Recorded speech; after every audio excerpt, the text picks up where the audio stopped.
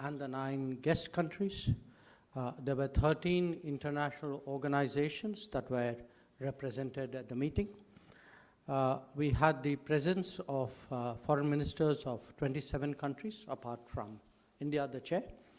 And 2 countries, the Republic of Korea and Japan, were represented at the Vice Minister, the Minister of State level, which I believe is actually the largest gathering of foreign ministers hosted by the G20 presidency. Now, in the morning, we were addressed by the Prime Minister virtually, and I think some of that is on public, actually that is on public record, right? And for those of you who may not have seen it, he gave us some pretty forthright advice and I would say strong guidance on what the foreign ministers should do at the meeting. If I were to sum up what the Prime Minister told us, there were 5, to my mind, important points. One, he noted that multilateralism is in a crisis today, and in terms of preventing future wars and fostering international cooperation, which were its 2 primary tasks, it had failed. The second point he had made was that it was important to give a voice to the global south because the world was seeing a lot of countries actually regressing on their sustainable development goals pathway. We were witnessing unsustainable debt. These were countries who were most affected by global warming, and therefore it was particularly important to hear them. The third point he made was that the discussions, which we were just beginning at that time, he recognized that these discussions were affected by the geopolitical tensions of the day. But he asked us all as foreign ministers to remember that we had a responsibility for those who were not in the room. And therefore, he urged that we draw inspiration from India's civilizational ethos and focus not on what divides us, but on what unites us. He then spoke about the challenges that we should address, which included, of course, the impact of the pandemic, the lives lost in natural disasters, the breakdown of global supply chains, debt and financial crisis, challenges of resilience in healthcare systems, in infrastructure, in economies. And finally, he asked us as foreign ministers to trust in our collective wisdom and ability and to rise above our differences. So I mentioned this at some length because this was very much the spirit in which we approached the discussions today. Now, we had 2 sessions really of meetings, and the topics range from strengthening multilateralism, ensuring food and energy security, development cooperation, and the second session was on counterterrorism, global skill mapping, humanitarian assistance and disaster response, as well as women-led development. Now the G20 ministers, after the discussions today and the negotiations which preceded it, we have agreed to issue a common position where the G20 as a group has come together and arrived at a consensus on many important issues. So this has been adopted this afternoon as a chair's summary and outcome document. This would hold us in good stead as we move forward with other working group meetings of the presidency and of course in preparation for the summit which would take place in September. Now what I'd like to do is really share some of the key takeaways from the outcome document and our discussions. These include, one, of course, the strong sentiment with G20 countries expressed on the need to strengthen multilateralism in the context of the dramatic changes in the global order. The G20 recognized in the context of the UN the essentiality of reforms and the need for reinvigorated multilateralism. The important principles of international development cooperation, such as host country ownership, equal partnerships, tailoring such cooperation efforts with local needs. These were some aspects highlighted by the G20. They also touched upon the need for MDBs, the multilateral development banks, to mobilize additional financing and welcomed efforts to provide additional financing for sustainable development goals. The outcome document also stresses upon the need to have reliable food and fertilizer supply chains, as well as resilient and sustainable energy supply chains. In the context of global food and energy insecurity, this, we believe, is a very important message. I would also like to highlight that the foreign ministers unequivocally condemned terrorism in all forms and manifestations and recognized that all acts of terrorism are criminal and unjustifiable. They call for strengthening of efforts to deny safe havens to terrorist groups, freedom of operations, movement and recruitment, as well as financial, material, or political support. The G20 also reflected upon the threats arising from the misuse of new and emerging technologies and highlighted the importance of strengthening international cooperation in that regard.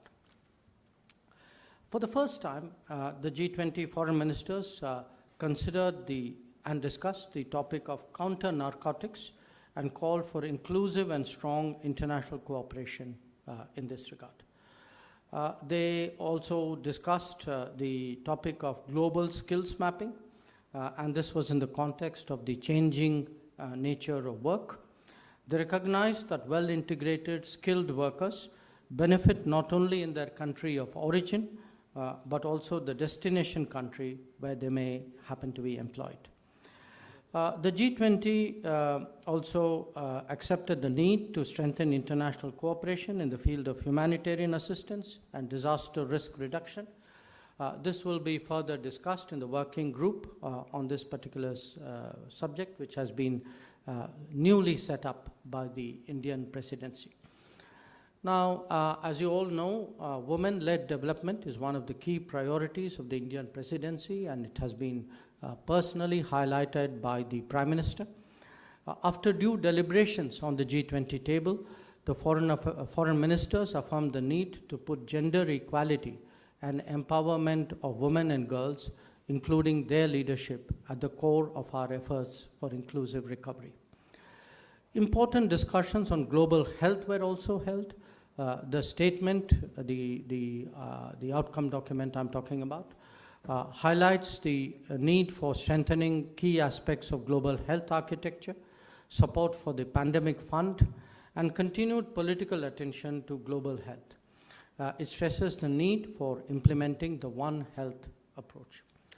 The foreign ministers addressed climate action in the context of common but differentiated responsibilities and urged developed countries to fulfill their commitments to deliver on the goal of jointly mobilizing $100 billion per year urgently and through to 2025 to tackle climate change. Now, despite the challenges of the divergent positions on the conflict in Ukraine, the G20 foreign ministers were able to come to a consensus on addressing these key challenges that I have just mentioned. As the Prime Minister urged, we did indeed focus more on what unites us than what divides us. You would also see that it has been our endeavor to ensure that the voice of the Global South is heard on the G20 table, and that is why India had organized the Voice of the Global South Summit in January this year, in which I think 125 countries participated. So the agenda for the foreign ministers meeting, as well as the outcome document, has very clearly taken forward the priorities of the Global South.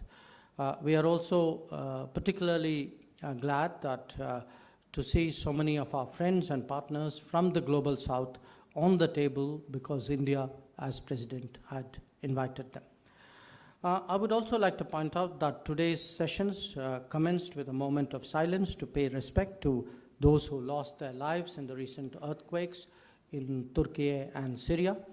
Ahead of our deliberations in today's first session, as I told you, the Prime Minister gave his virtual address to the foreign ministers.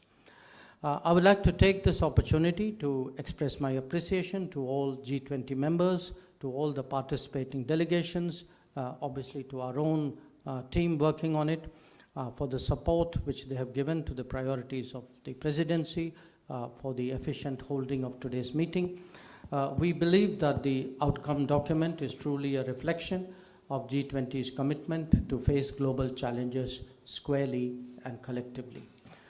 The G20 foreign ministers, along with the ministers from the guest countries and heads of delegations from international organizations, will be calling upon the Prime Minister very shortly, in fact, immediately after this press conference. So this really, in summary, is a sense of what was discussed today, what was negotiated amongst the G20 members, and the chair's summary and outcome document will, of course, be released in due course.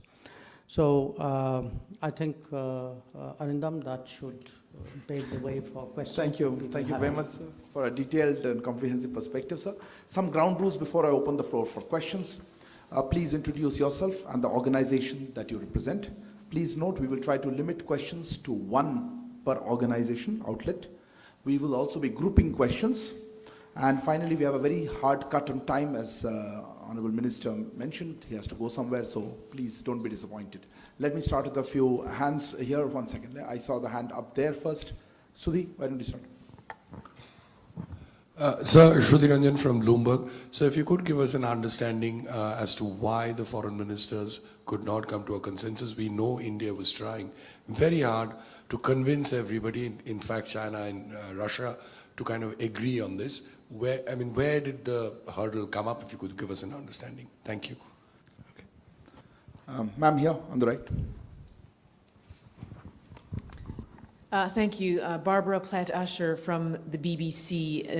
The Russians issued a statement after a meeting between China and Russia on the sidelines of the event, in which they criticized the West for employing blackmail and threats and interfering in the internal affairs of other countries.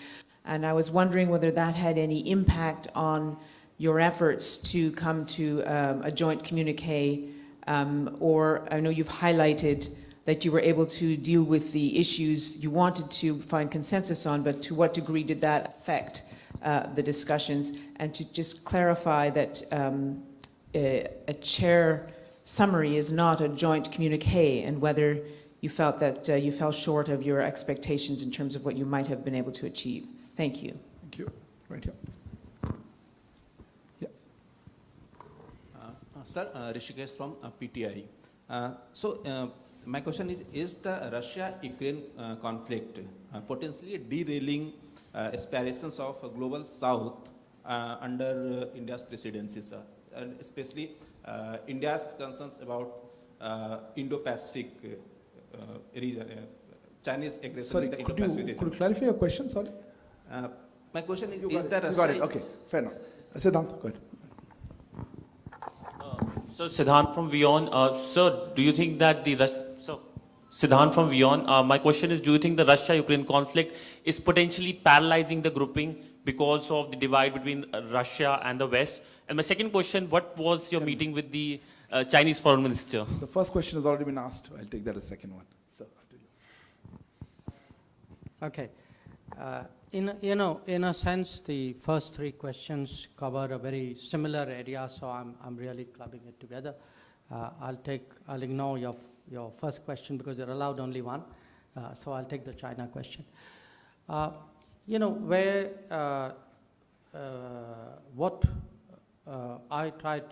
The picture which I was sharing with you was the G20 delegations, the members, the negotiators, the ministers. We met, we discussed, the officials also obviously negotiated. Now, there were a very large number of issues on which there was agreement.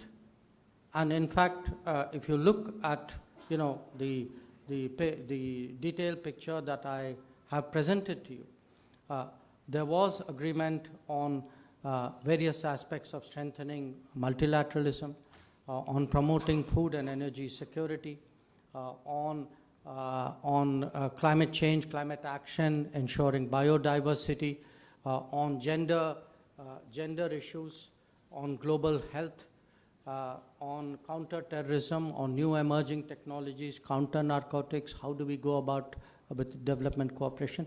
So there are, I would say, I don't want to put a percentage on it because that's not a fair way of depicting, a collection of issues.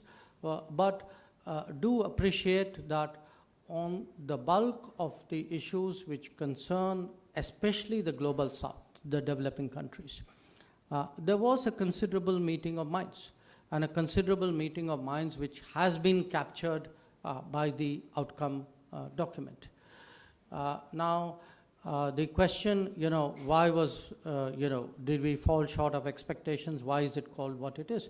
If we had had a perfect meeting of minds on all issues and captured it fully, then obviously it would have been a collective statement. But there were issues, and I think the issues, I would say, very frankly, concerned the Ukraine conflict, on which there were divergences.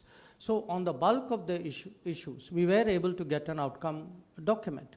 There was a chair summary because there were differences on the Ukraine issue which we could not reconcile between various parties who held differing positions. Now, is the conflict impacting the global south? Of course it is.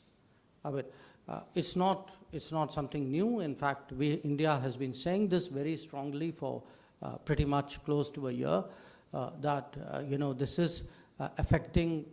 In fact, today in my own session, I actually used the word saying for much of the global south, this is a make or break issue, that the costs of fuel, the cost of food, the cost of fertilizer, the availability of fertilizer, which means next year's food, these are all extremely pressing issues. And if you see some of the countries who were already struggling with debt, who were already impacted by the pandemic, for them, this conflict, the knock-on effects of this conflict coming on top of that has been really, damaging is a very, very mild word. So it is a matter of very, very deep concern for us, which is why we have kept the focus in this meeting very much on the concerns of the global south. We feel these are the most vulnerable countries.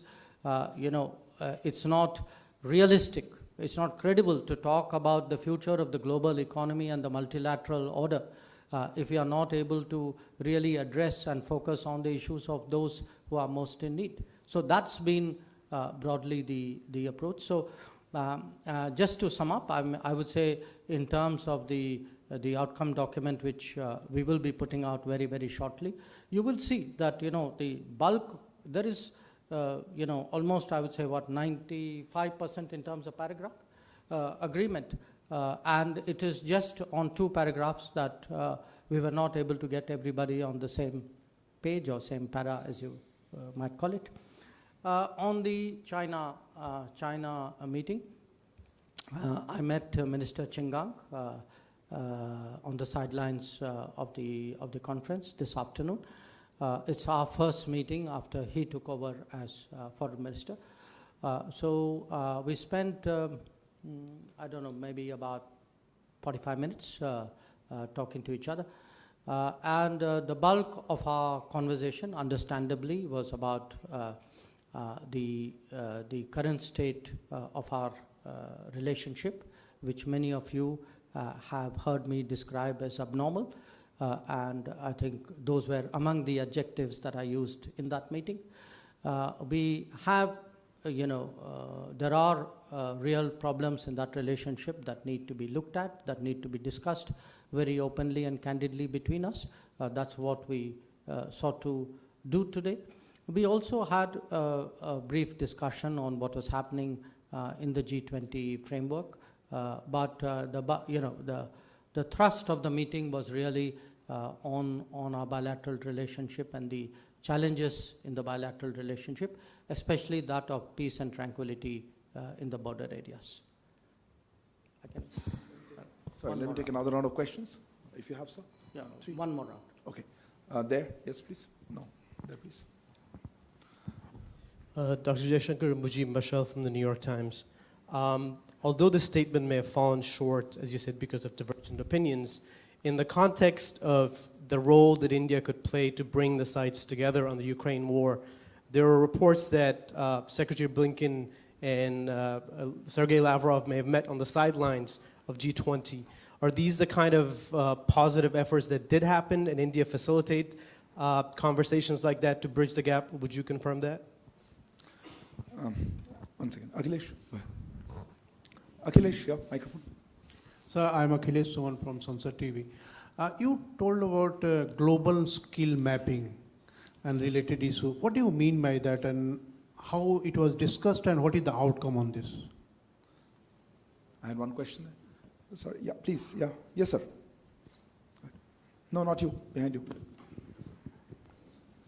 Good afternoon. I'm Emerson Lim from Central News Agency of Taiwan. As most countries are focusing on Russia-Ukraine conflict, Taiwan Strait is also another flash point in this region. So, is the Taiwan Strait issue discussed during the meeting, and is the G20 ministers, or at least the Quad ministers, taking steps to prevent the tensions from escalating? Thank you. Thank you. One more. Neeraj, last one. Sir Neeraj हूँ news 18 India से। हमारा सवाल यह है कि अभी 2 बैठकें हुई G20 वित्त मंत्रियों की और विदेश मंत्रियों की बैठक में कोई ज्वाइंट स्टेटमेंट नहीं आ पाया। बाली घोषणा पत्र में भारत की भूमिका अहम थी, प्रधानमंत्री नरेंद्र मोदी के शब्दों को इस्तेमाल किया गया और भारत की कोशिश से वो हो सका था कि बाली डिक्लेरेशन जारी हो सका। अब आने वाले महीनों में क्या कोशिश होगी कि समिट में एक ज्वाइंट डिक्लेरेशन आ सके, सभी लोगों के बीच यूक्रेन मसले पर सहमति बन सके? Thank you, sir. Yeah. Thank you.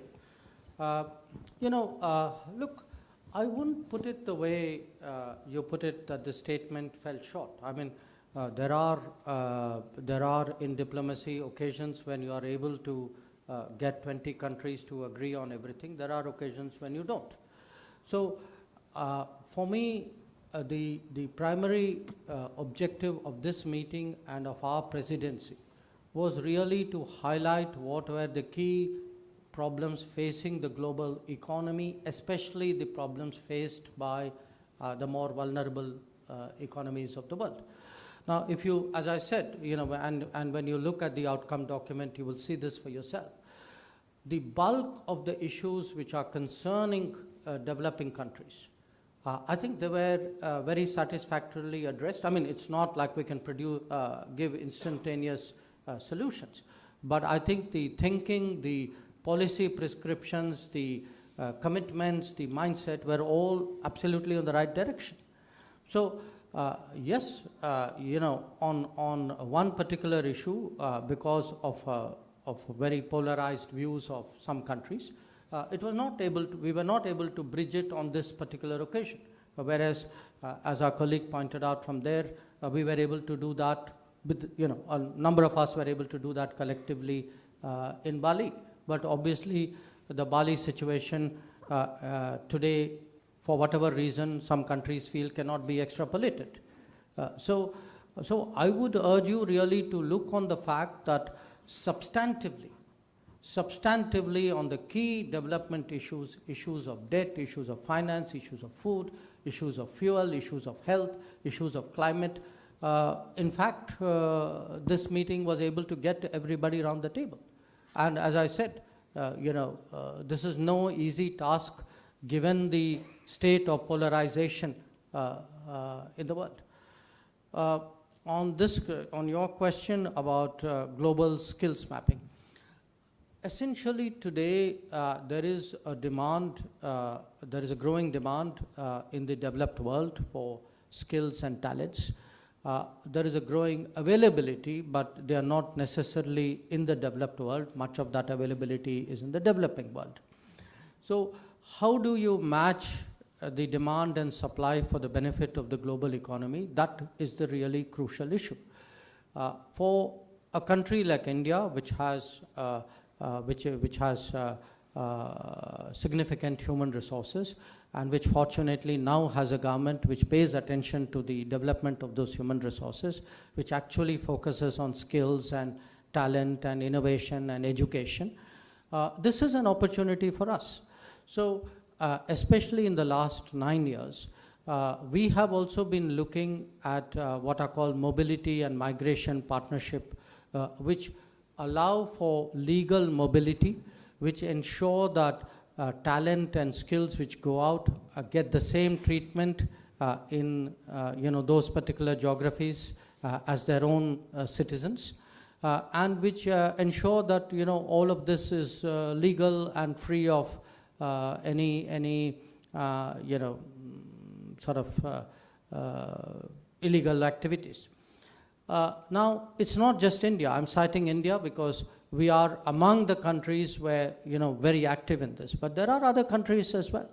So this is widely recognized. In fact, in today's intervention, I'm not, I think the etiquette is that you don't specifically say what, individual ministers said.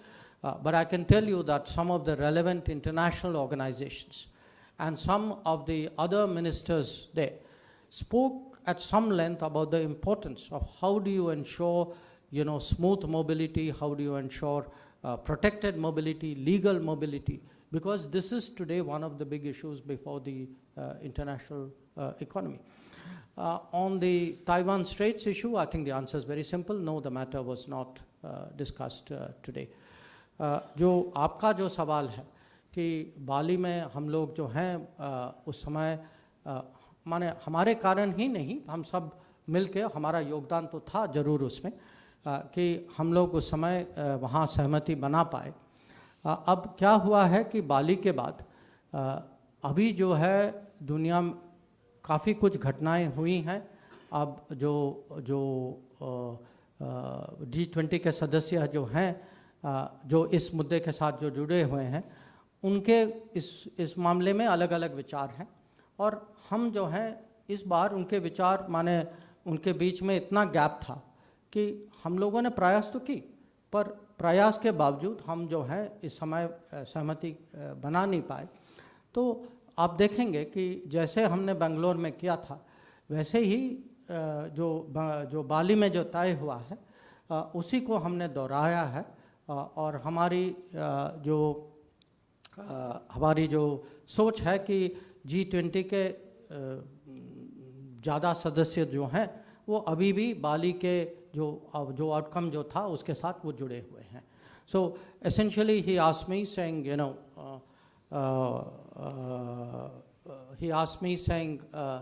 that why were you not able to carry forward what happened in Bali? And I explained that, given the state of polarization, given presumably developments which have happened since then, we found that positions were very far apart, and we tried very hard. We were not the only country who tried. The G20 works very, very collectively, but we were not able to bridge the gap. But, I want to conclude by highlighting one very important point.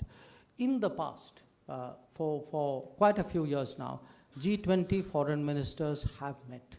This is the first time that the G20 foreign ministers have produced an outcome document. The outcome document, I think, reflects consensus and cooperation and collaboration on a very vast number of issues that are particularly important today for the international community, for the global south. So very frankly, I think it's a good day's work that we have done, and I'm very happy to share it with you. Thank you. Thank you very much, sir. Thank you also, Foreign Secretary, sir, and Su Sherpa Abhay. Thank you all for joining us today. Good evening.